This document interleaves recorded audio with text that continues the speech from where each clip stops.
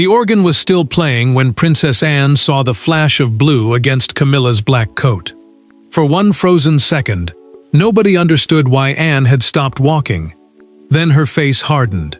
She lifted one hand, ordered the procession to halt, and stared directly at the brooch once worn by Diana. Inside Britain's most solemn royal ceremony, grief suddenly gave way to confrontation, and the entire monarchy was trapped inside it.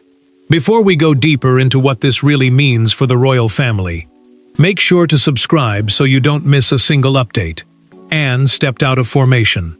Westminster Abbey had been prepared for a state funeral, the official national ceremony held for a royal figure, with clergy, dignitaries, officers, and millions watching. Charles stood nearby, while the Queen remained ahead in mourning dress. Yet the princess saw only the sapphire, surrounded by pearls against Camilla's coat. The brooch was not ordinary. Diana had treated the sacred Spencer Rose brooch as a symbol during a lonely period of her royal life. After her death, it was sealed inside a restricted family collection, meaning it could not be worn without special permission, and reserved for her descendants. Anne's shock became betrayal. She remembered what the piece had meant, and knew it should never have reached Camilla. The Queen understood the accusation before anyone spoke. She covered the jewel with one gloved hand, confirming that she knew what she wore. Anne turned toward the procession marshal and ordered the ceremony paused before Camilla reached the altar. A royal equerry, an officer assisting senior royals during formal events, quietly asked her to continue. She refused. Charles moved closer and warned his sister that the funeral could not become a family battlefield. Anne told the king the ceremony had already been violated, and continuing would make everyone present part of it. His face tightened at the brutal choice: protect his wife publicly, or defend the memory of the woman whose pain still shaped his sons. William saw the brooch from across the aisle and stopped. Catherine watched his expression change before he whispered that the jewel was never supposed to leave the sealed collection. The future king walked toward Anne, while the princess held her ground and declared that Camilla must remove it before the funeral continued. Whispers spread through the abbey. Camilla reached for the clasp, looked directly at Anne, and said Charles had personally authorized her to wear it. The king gave no confirmation. He said nothing. The funeral had stopped, but the deeper wound was only beginning to open, because every person near that altar now had a reason to fear what the brooch could expose. To the watching world, it was a jewel pinned against black fabric. To the people standing inside the abbey, it was something far more dangerous. For Anne, it represented loyalty betrayed. For William, it belonged to the memory of his mother. For Charles, it reopened a past he had spent decades trying to contain. And for Camilla, the brooch had become a test of whether she would ever be accepted as the monarchy's unquestioned queen. Princess Anne had built her entire public life around discipline. She understood ceremonial order, the strict sequence of actions that keeps a royal occasion controlled, and she rarely allowed emotion to interfere with duty. That was why her decision to stop the funeral terrified those around her. Anne was not known for dramatic gestures. If she had broken formation, everyone understood that the offense was serious. Prince William saw something even more personal. Diana had once shown him the brooch during a private conversation and told him it should remain connected to her children. She never wanted the jewel absorbed into the wider royal collection, where personal meaning could disappear beneath ceremony. To William, Camilla was not simply wearing an old piece of jewelry. She was carrying a part of his mother that had never belonged to her. Camilla felt the humiliation spreading through the abbey. Clergy members remained waiting near the altar, while the congregation slowly realized that she stood at the center of the delay. The queen consort leaned toward Charles and told him that removing the brooch in public would make her appear guilty. She feared the gesture would become the only moment anyone remembered from the funeral. King Charles watched his wife, then turned toward his son. William was approaching with controlled anger, and the monarch understood the danger immediately. Defending Camilla might protect her dignity for a few minutes, but it could destroy the fragile trust he had rebuilt with the future king over many painful years. Catherine stepped beside William before he reached the Queen. She placed a hand against his sleeve and told him not to speak while grief was controlling his voice.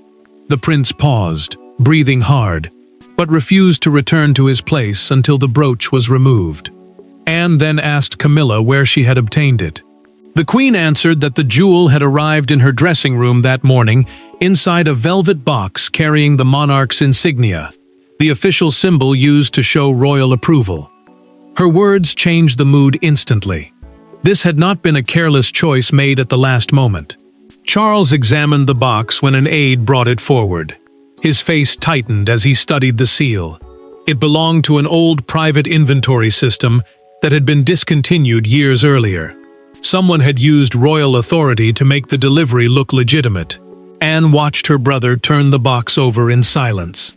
Her anger briefly softened because she realized he might never have approved the brooch's removal. Yet Charles said nothing. Admitting ignorance would expose a breach inside his own household. Then William remembered the dinner. Months earlier, Camilla had asked why Diana's personal jewelry remained outside the Queen's reach. The brooch had divided the family in public, but its journey toward Camilla had started months earlier, during a private dinner that everyone had tried to forget. Months before the funeral, there had been no raised voices, no halted procession, and no national audience. There was only a private dinner at Windsor, a locked jewelry register, and one question from Camilla that changed the atmosphere at the table. She wanted to know why Diana's brooch could not be worn by the reigning queen. Anne immediately understood the danger. William understood it too. Charles, however, chose to believe the question would disappear. Charles had arranged the dinner after a memorial service, hoping the family might speak without press officers or senior courtiers nearby. Windsor Castle carried the weight of generations, but that evening the walls offered no protection. A memorial service was a formal ceremony held to honor someone who had died, and the gathering afterward was meant to bring the family closer. Instead, it exposed everything they had avoided. Camilla raised the subject carefully. She asked why Diana's sacred Spencer Rose brooch remained sealed while other historic jewels continued to appear at royal occasions. The Queen said the piece could serve the monarchy again if it were worn with respect. Camilla stopped listening the moment she suggested using it at the next major state ceremony. The prince set down his glass. He told Camilla the brooch belonged to Diana's children, not to the crown's changing needs. Anne watched Charles closely, waiting for him to end the discussion. When he did not, she warned her brother that authorizing the request would cross a boundary the family could never repair. Charles tried to calm the table by saying no decision had been made. The king believed hesitation would prevent an argument, but William heard something else. He heard that his mother's wishes were still open to negotiation. The future king rose without another word and left the room. Catherine followed him into a private corridor. With no aides present, William admitted that Camilla's request made him feel as though Diana's identity was being slowly erased and replaced by royal convenience. The princess told him grief could survive silence, but trust could not survive repeated betrayal. Anne pushed her chair away when the conversation continued. She told Camilla that a crown could grant rank, but it could never grant ownership over another woman's pain. The Queen remained seated, yet her hands tightened around the napkin as Anne walked out. Several days later, the jewelry register was transferred from the late Queen's archive team into Camilla's household office for cataloging, a formal process of recording and organizing royal possessions. Anne objected. The transfer still went ahead under an administrative authorization, carrying Charles's digital approval. The king later insisted he had approved only a routine inventory review. He had never granted access to Diana's sealed collection. Someone had widened the meaning of his authorization after it left his desk. Then came the morning of the funeral. Camilla's senior dresser received a handwritten order placing the brooch among the Queen's mourning jewelry. The writing looked familiar, but not to Camilla. What began as a question at dinner had become an act of defiance at the altar, and Anne was now ready to demand the truth directly from her. Behind the closed side door of Westminster Abbey, the silence felt more dangerous than any public argument. Camilla stood with the brooch still pinned to her coat. Anne faced her without an aide, a secretary, or a courtier between them. Charles remained near the doorway, while William refused to leave. The funeral could not continue until someone surrendered, and Anne had already decided it would not be Diana's memory. The procession marshal guided the senior royals into a private antechamber, a small room used for preparation away from the main ceremony. Outside, the clergy extended the opening prayers while the congregation remained seated. Nobody knew the full reason for the delay, but every dignitary inside the abbey could feel that something serious had broken behind the closed door. Princess Anne ordered the junior staff to leave.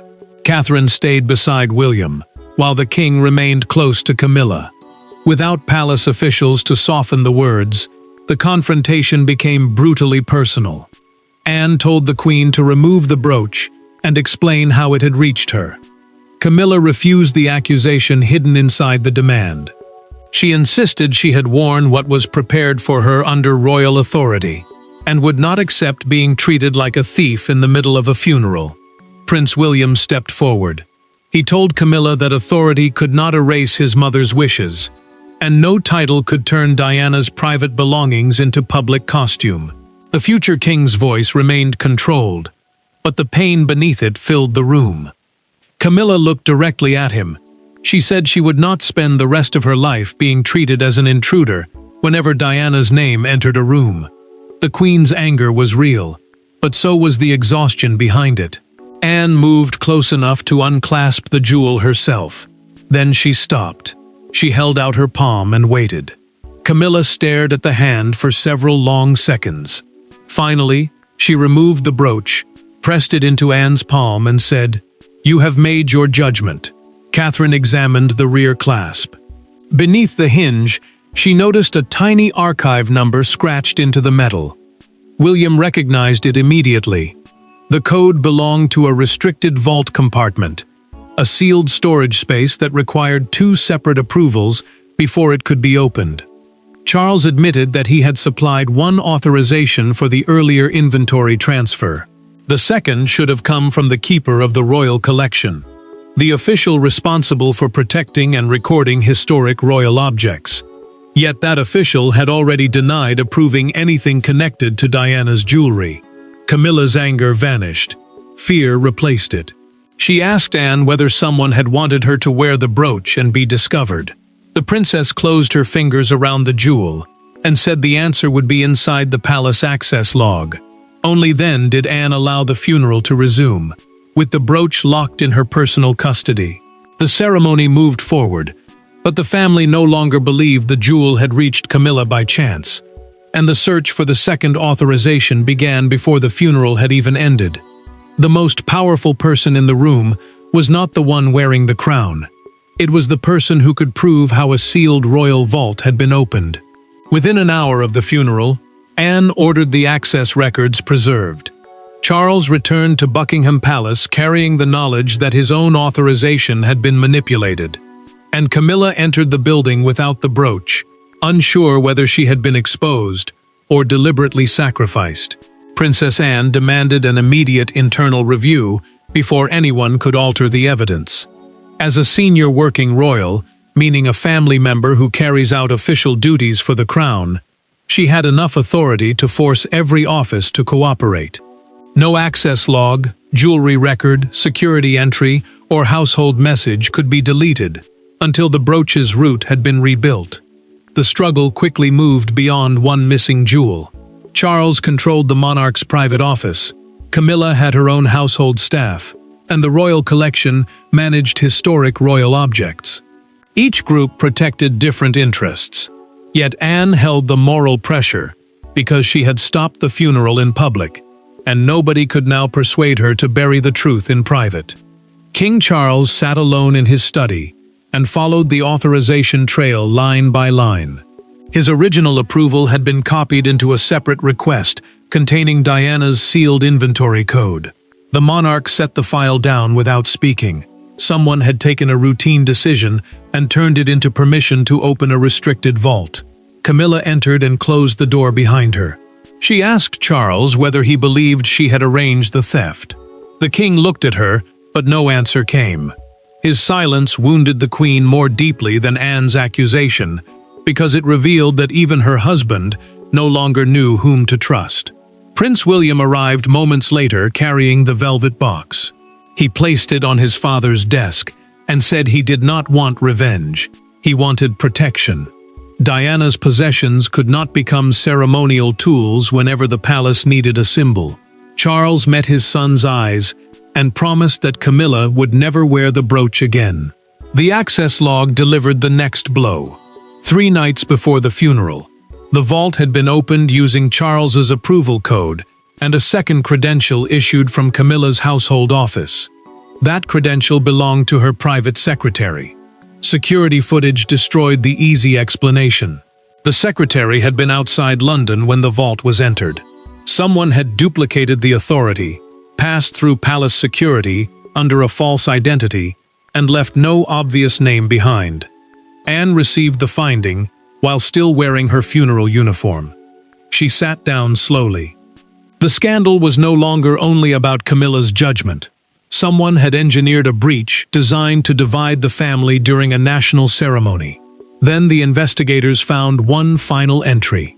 The intruder had opened not only the brooch compartment, but also a sealed envelope written by Diana and addressed to her sons. The brooch had been the visible wound, but the missing letter threatened something even more personal, and its disappearance would turn suspicion into open crisis. By midnight, the state funeral was no longer the palace's greatest concern. The brooch had been secured, but Diana's sealed letter was gone. William learned the news in a quiet family room, Catherine beside him, and the future king's composure finally broke. Camilla faced suspicion from her own household. Charles faced rebellion inside his family. And Anne began removing people from duty before anyone could destroy the remaining evidence. Princess Anne ordered the temporary suspension of every staff member whose credentials could open Diana's sealed collection. A suspension meant they were removed from duty while the breach was investigated. The decision struck both Charles's and Camilla's households, spreading fear through the palace because trusted employees were suddenly being treated as possible suspects. The official explanation remained narrow. Palace staff were told that a ceremonial jewelry concern had delayed the funeral, nothing more. Yet senior aides knew the truth. A private letter from Diana had vanished, turning an embarrassing family dispute into a serious security emergency. Prince William received the details in a private family room. The letter had been written shortly before Diana's final summer, and addressed jointly to him and Harry. He turned away, struggling with the thought that someone might have opened words his mother intended only for her sons. Catherine stayed beside William as he gripped the back of a chair. He asked how many times Diana must lose control over her own story before the family finally protected her. The princess answered that recovering the letter mattered more than punishing the wrong person. Her words slowed his anger, but they could not remove it. Camilla returned to her rooms and found the jewelry table cleared by investigators. She removed her gloves, sat alone, and stared at the empty space where the velvet box had rested that morning. Hours earlier, the brooch had seemed like a symbol of acceptance. Now it felt like evidence placed against her.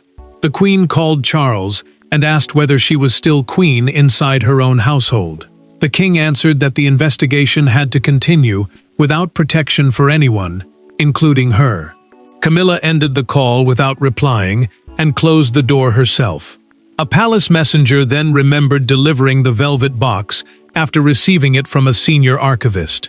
That official had disappeared from duty as soon as the funeral procession began. Anne examined the archivist's documented employment record.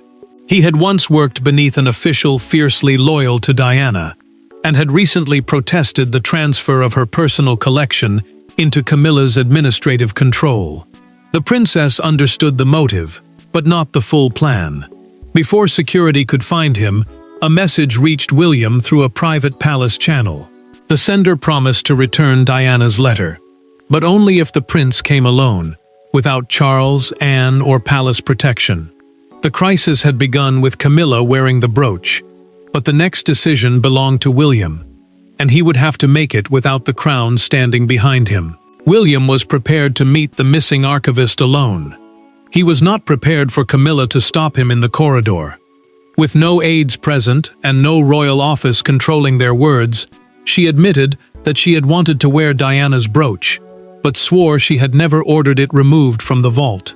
Then she made an offer William did not expect. She would surrender control of Diana's entire collection if he allowed her to help recover the letter. Princess Anne had already warned William that the private meeting could be a trap. The archivist had manipulated access records, stolen a sealed letter, and turned a state funeral into a weapon. Catherine urged the prince not to confuse courage with isolation. She reminded him that whoever planned the breach had already used the family's grief against them. Camilla approached before William could leave. She asked him to enter a private sitting room where no staff, recording devices, or senior offices could shape the conversation. The Queen knew that a royal household, meaning the staff and officials serving a senior royal, could protect reputations. This time, she wanted no protection. The Queen admitted she had asked to wear the Spencer Rose brooch months earlier. She had believed that using one of Diana's symbols would prove the monarchy had moved beyond its old divisions. Now Camilla understood the truth. The request had not healed anything. It had been arrogant, painful, and blind to what the jewel meant to Diana's sons. Prince William told her that his mother's memory was not an obstacle she had to defeat. Diana belonged to the family's history. Every attempt to absorb her identity into the crown made him and Harry feel they were losing her again. Camilla offered no defense. She removed the key to her jewelry office from her handbag and placed it on the table. The Queen promised to surrender all authority over Diana's personal collection, whether the missing letter was recovered or not. William studied the key. Then he closed his hand around it. The future king told Camilla she would accompany him to the meeting. It was not forgiveness. It was something smaller, but perhaps more important. The first choice either of them had made, through honesty instead of suspicion. The archivist met them in a private estate room and delivered his confession through a recorded conversation.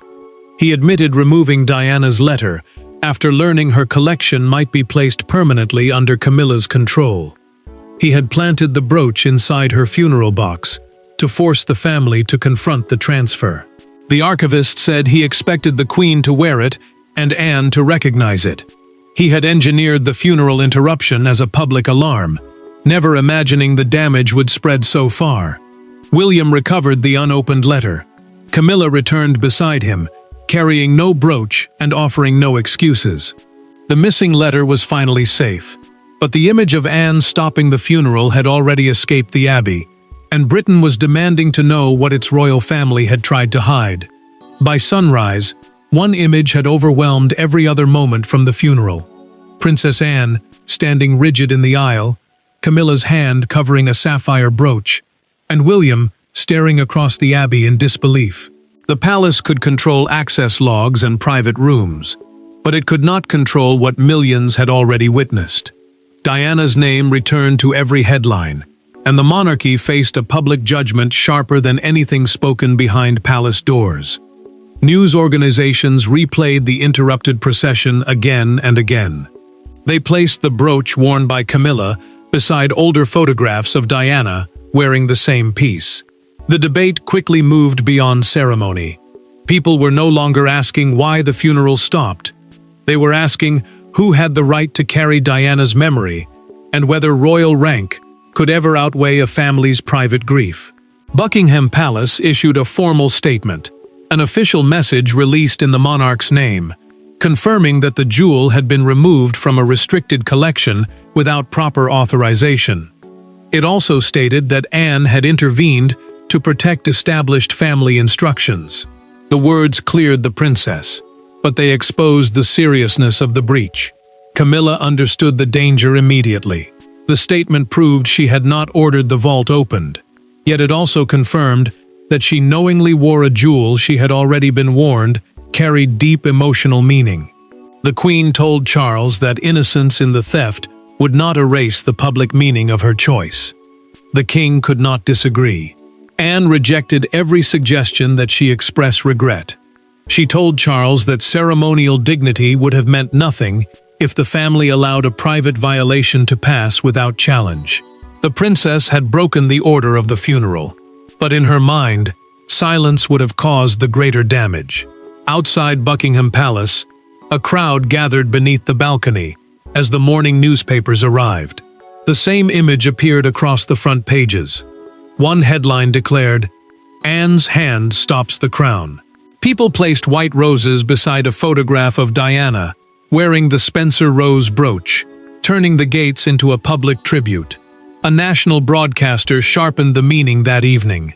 During a live report, the presenter called it, "The moment royal silence finally surrendered to family memory." Anne's raised hand was no longer framed as disruption. It had become protection.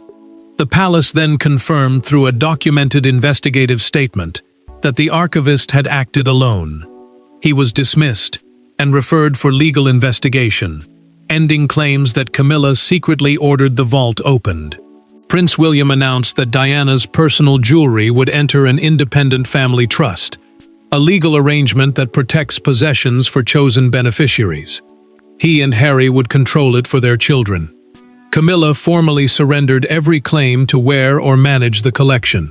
Britain had delivered its judgment on the brooch, but the final verdict would come from Diana's own words, and from the family forced to hear them together. The final meeting took place without uniforms, photographers, or ceremonial titles. Diana's letter rested unopened on the table. The brooch lay beside it, no longer decorating a queen, and no longer hidden inside a disputed vault. Anne, Charles, Camilla, William, and Catherine gathered not as symbols of the monarchy, but as people carrying the consequences of one woman's memory. This time, nobody tried to control what that memory meant. Prince William opened the recovered letter with Catherine beside him.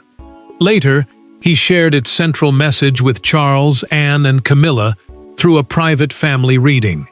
Diana had asked her sons to protect one another from bitterness and never allow royal duty to erase their private sense of family. The words did not accuse. That made them even harder to hear. The family agreed that the letter itself would remain private. Its recovery closed the security crisis, while the archivist's dismissal and legal investigation created a clear consequence for stealing from the sealed collection and manipulating the funeral. A family trust, a legal arrangement created to protect possessions for chosen relatives, would now control Diana's personal jewelry. King Charles turned toward William and apologized for approving the transfer process without understanding how exposed Diana's possessions had become. The monarch admitted that carelessness at the top had created opportunity below. William accepted the apology, but told his father that respect had to be protected through action, not regret spoken after the damage was done. Camilla faced the prince next. She apologized for requesting and wearing the brooch, refusing to hide behind the forged authorization. The queen admitted that her need to prove acceptance had blinded her to the pain the jewel carried for William and Anne. She had wanted a symbol of unity. Instead, she had reopened an old wound. The room fell silent as Camilla lifted the brooch and placed it in William's hand. He held it for a moment, then asked Anne to secure it until the trust was complete. The princess returned the jewel to its velvet box and locked it with one decisive movement. Princess Anne then told Camilla that stopping the funeral had never been an attempt to strip her of dignity. She had acted because Diana's memory could not be used without consent. The queen accepted the distinction, knowing trust would return slowly, if it returned at all. William decided the Spencer Rose brooch would remain permanently outside the queen's wearable collection. One day, it would pass to Princess Charlotte when she was old enough to understand both its beauty and its burden. Charles remained king. Camilla remained queen. William left with Diana's letter, while Anne carried the brooch toward the next generation. The family was not magically healed, but the dispute was settled, responsibility was accepted, and Diana's wishes were finally protected. There would be no further battle over the brooch. It had returned to Diana's children. Camilla had surrendered her claim, and Anne's halted procession would be remembered as the instant the monarchy chose memory over convenience.